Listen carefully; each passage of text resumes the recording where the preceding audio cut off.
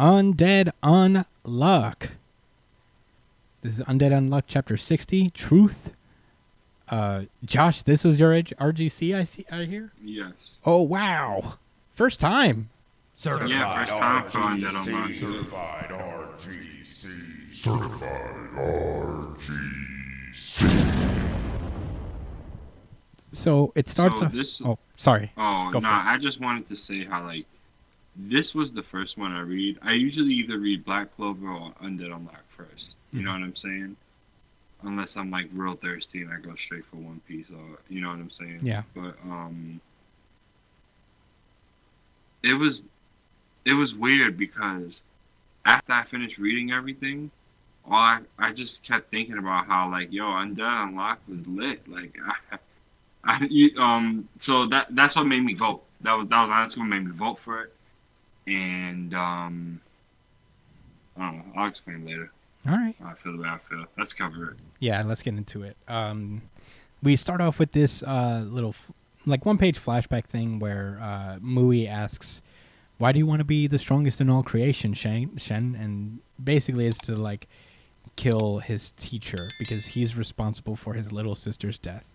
And we cut to the present where he's just shouting out, "Fang!" And Fang's like just got the fucking shiesty. He's like, the super special movie just hit him with. Shen's got the most shiestiest grin on his face as his student is desperately, angrily calling his name. And he continues to beat up on him, and we get a little reminder that Untruth is an ability that only activates on targets that Shen is actually fond of, and it's not working on Fang because Shen hates. He hates that nigga. Yeah. He hates that motherfucker. And Shen doesn't hate everybody. He liked those zombies more than he liked these zombies on sight more than he hates Fang, more than he likes Fang, who he's known forever. And it explains. It's interesting because we get a backstory as to what happened to Shen's sister. And I guess they were she was hanging over a cliff at some point, and he had her hand. And because of his Untruth ability that awakened in that moment, it caused her to do the opposite of what she wanted to do. And she let go of his hand, and she fell to her death. Oh, good. It was rough as hell.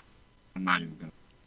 Yeah. I already put two and two together. Like, as soon as he started talking about it, I was like, yeah. Oh, that was his moment. Mm-hmm.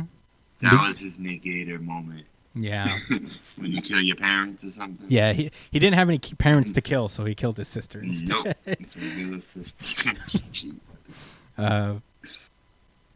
Mui tries to come in and do something, but she gets fucking clocked. She gets absolutely destroyed. And he basically kidnaps her. He's like, "Oh, your sister said your sister's death made you stronger. I wonder how much stronger this girl's death will make you." Yo, petty as fuck. Yeah, for real. I don't know what the fuck's going on here. Meanwhile, it's especially petty when he breaks down what he's about a little bit later on. But yeah. Andy comes out and he's destroying summer bodies, and he destroys one of them. It's not the core, but because Feng is riding on the real core, and Fuko notices that he's got Mui, and we actually get an explanation as to how Rip got younger, because if you remember way back, Andy killed Rip, and then a couple chapters later he came back as a 15-year-old boy. So that was pretty cool. Oh, I don't know 15. I don't know his exact age, but he was a child. No, but the way it worked inversely, since he made him younger, it made him 150 years younger. Exactly. And then Undead has the nerve to ask this nigga, "Geez, how old are you?" Like, bro, you've been alive since. I think Fuko asked that question. Loops, bro. Was it? Yeah. Oh, okay. All right. Okay. All right. My bad. I thought it was weird for him to say that to him. Like, nigga, what? You the oldest one here. Yeah, and then he's like, "Why are you butting in on our fucking quest?" And he's like, "I'm trying to develop. Valid question. I'm trying to develop some characters." And he's like, "We don't have time for this shit. Ragnarok's on the way, so get the fuck out of our way." And Fang's like, "Oh, Ragnarok, the battle with God.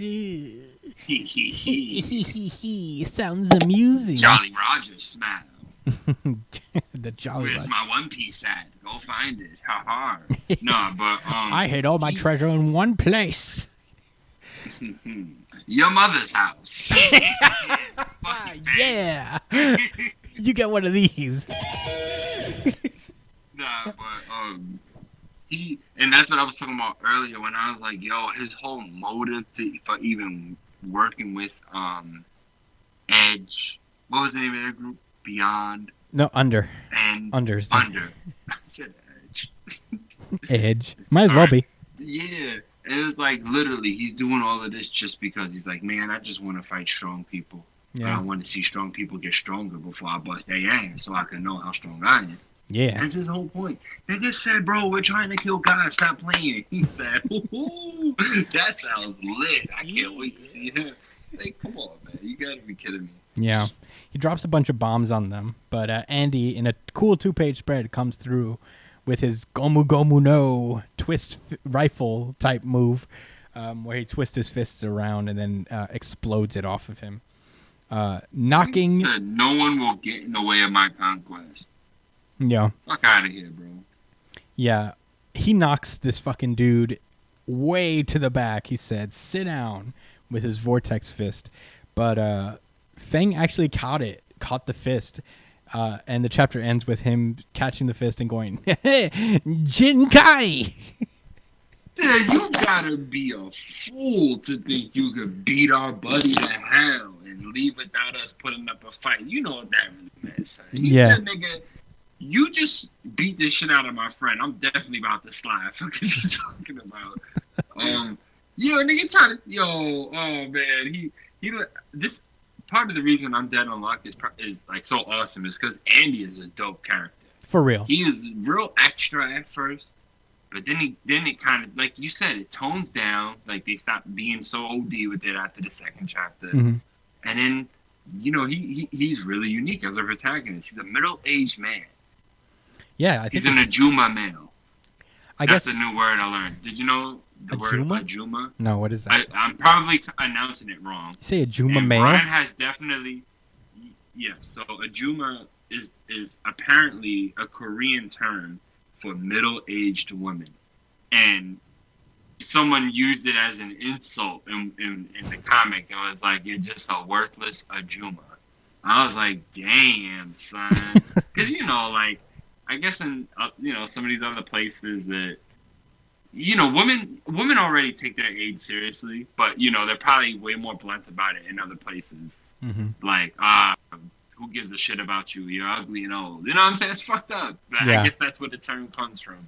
But Ajuma means middle-aged woman, so I have to say Ajuma male. Yeah. It's popped up in Solo Leveling a couple of times, actually. I don't know if Ryan can remember the word itself, but... The more you learn. They're both Korean. Yeah. Damn it, that's the one sound I didn't get. I gotta get the more you learn. But, yeah, I agree. I think Andy is just like a fun shonen protagonist, even though he's old. He's like one of the older protagonists, I think. He's like your uncle, your big bro, and your dad, all at the same time. And I guess Fumio's Fuko. Fuko's elder statesman boyfriend. Yeah. Girls love older guys, right? He's all of that packed into one, and he just hit this nigga Fang with all of that.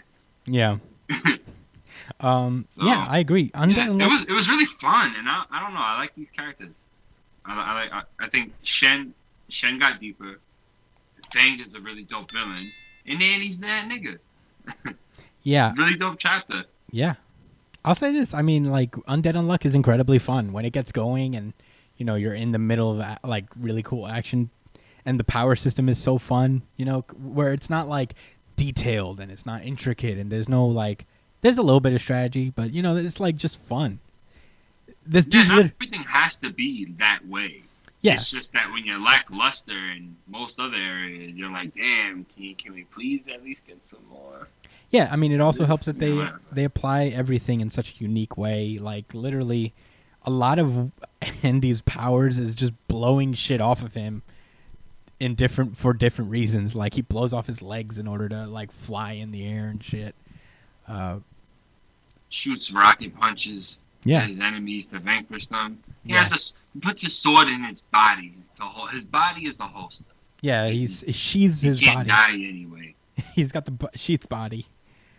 Sheath body. Sheath back. Yeah. But yeah, very fun chapter. Long overdue for Undead Unluck. It's a great series. Very fun to read.